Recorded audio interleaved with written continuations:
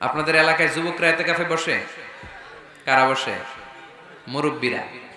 তাও অনেক জায়গায় মুরব্বিও খুঁজে পাওয়া যায় না, তো ওনারে টাকা দিয়ে ভাড়া কইরা এতেকাফে আনতে হয়। নাউজুবিল্লাহ পড়বেন না?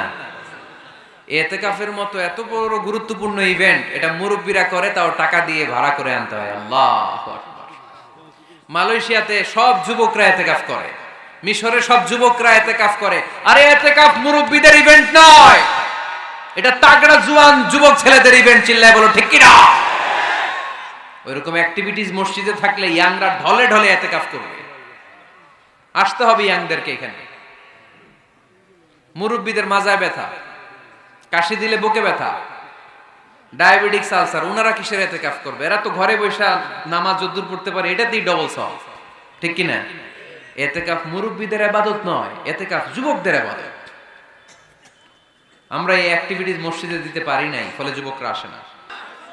তিনটা মসজিদে নিয়ত করে যাওয়া যায়। এক নম্বরে মসজিদে হারাম, এক নম্বরে কি?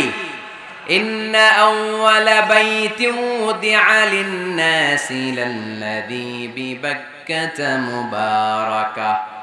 সর্বপ্রথম যেই ঘরটা আল্লাহ তাআলা জমিনের মধ্যে স্থাপন করলেন, ওই ঘরটা হলো মসজিদুল হারামের মাঝখানের কাবা ঘর। এই ঘরটা অবস্থিত যেই শহরের মধ্যে, শহরের নাম বাক্কা, এখনকার নাম মক্কা। সুবহানাল্লাহ পড়েন।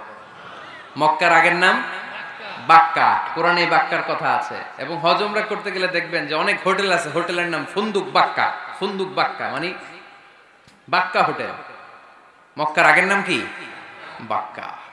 এখান থেকেই বিষ্ণু ঈসা ইসলাম ইসরা শুরু করেছেন। মেরাজের আগের ধাপ নাম ইসরা। এই মসজিদে 1 রাকাত নামাজ পড়লে 1 লক্ষ রাকাতের সওয়াব দেয় কে? সুবহানাল্লাহ কইতে পারলেন না?